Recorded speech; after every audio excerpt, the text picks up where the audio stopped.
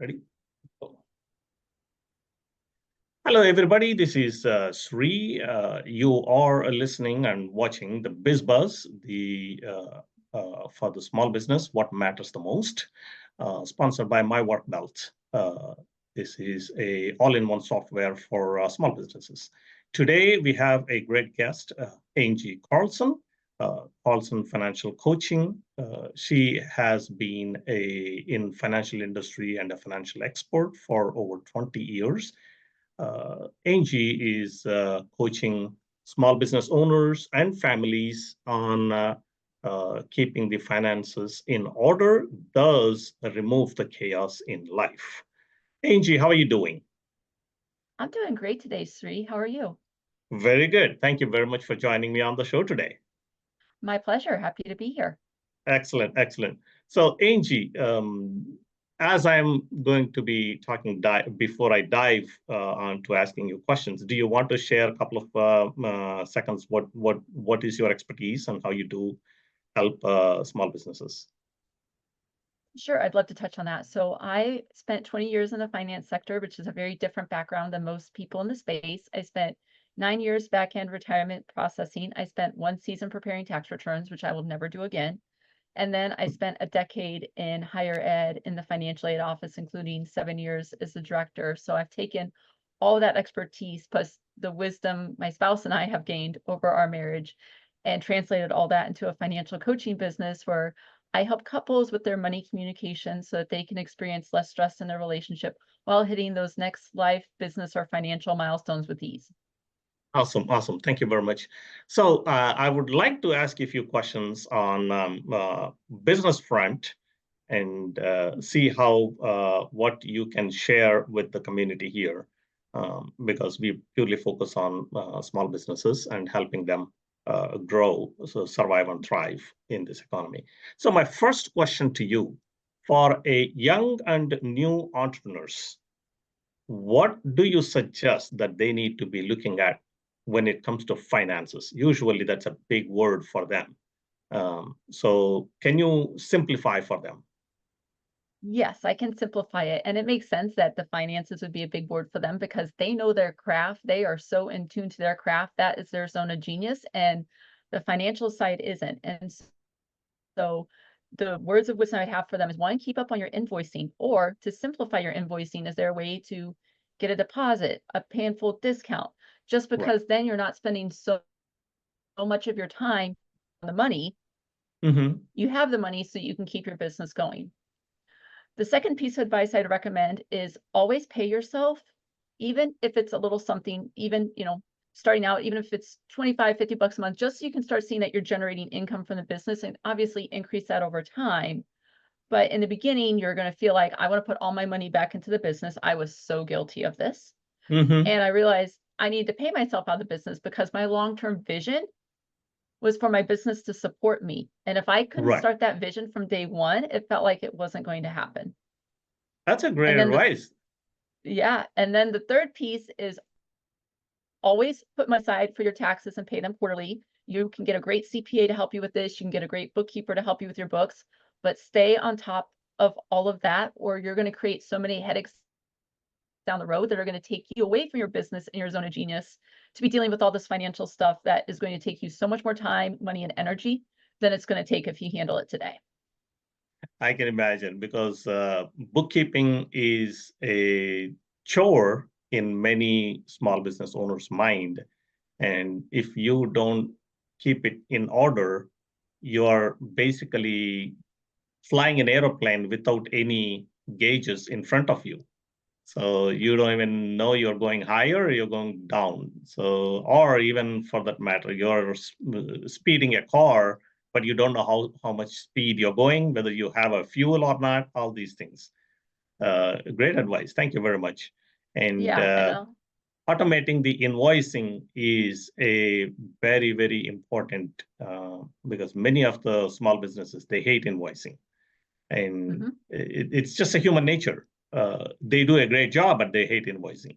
So my I'm right next there with them. question towards that is, so think about somebody who started probably when they were single or anything as a business, right? But now you have a family, a wife, and a business owner or a spouse for that matter, and children also come into play. So how is this personal finances come into picture when you are managing the business? Is there any advice that you wanted to share to those business owners who are struggling between managing the home finances and managing the business finances?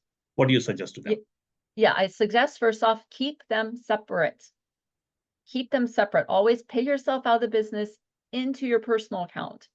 The other piece of advice is your business account is not your family emergency fund. Once again, keep those separate. Because I've worked with a lot of relationships where they own a business and now they were having financial problems at home. So they were pulling all this money from the business to go home. And now they want to grow their business and can't because too much money came home here. And so there wasn't really a great separation of the duties.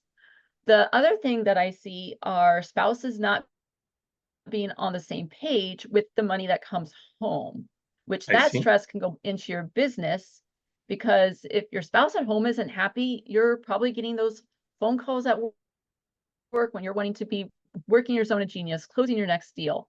You're coming home and you're hearing about it all night long. And if you have kids, your kids are picking up on this tension no matter how old they are, even if you two are not saying a word in front of them.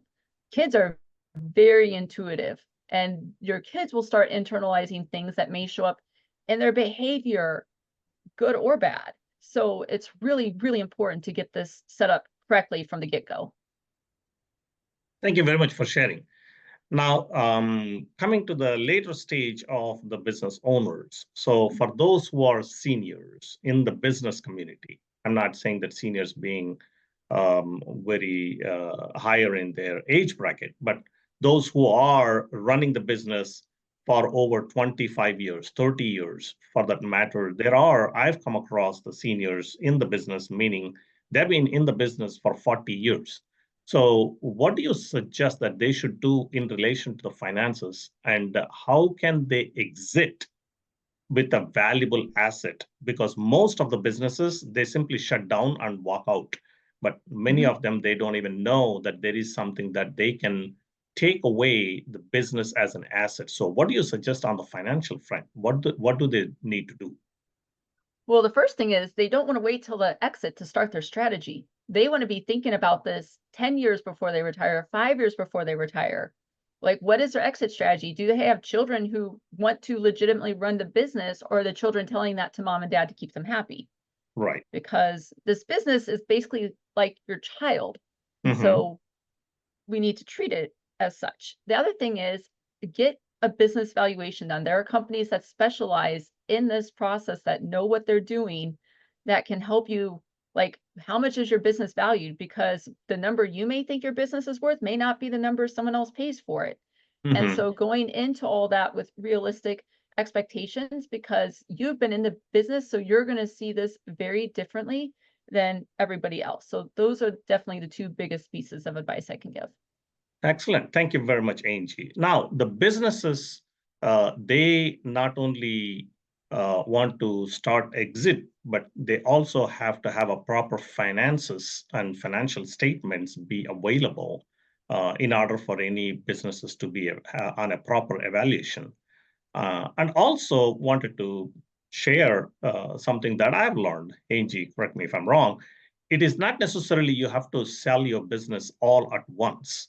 There is something called partial sale. So you may be able to sell a portion of your business and then slowly exit out of the business by selling piece by piece, opposed to selling all at once and being lost at home after you're done the last day at business. So wanted to throw another piece of information for the audience here. What do you think on that, Angie? I love that, because options, not stock options, but just Yes. options and decisions are going to be your best friend in this process, because the more options you consider, the higher quality of a decision you're going to make, the better you're going to feel going into the retirement process. And talking through those options and getting you connected with the right people is exactly what I do as a coach, because my job is to never make your decisions. It's just to show you, here are the things that are possible. here are the pitfalls I see. Here are some other ways to look at it. Let's go down the path that, one or two paths that you want to go down and see where they goes. Because sometimes we have excellent ideas in our head that don't translate well on paper, or we have the best ideas in paper and the reality does not turn out like the one that we wrote down. Excellent, excellent. Thank you very much, Angie. You have given a great advices in all walks of life in a small business owner situation. You are a wealth of knowledge and greatly appreciate sharing your knowledge with the business community through this podcast. Excellent job on your part, and appreciate giving your time and knowledge with the business community on this show. Thank you very much. Thank you. Happy to be here.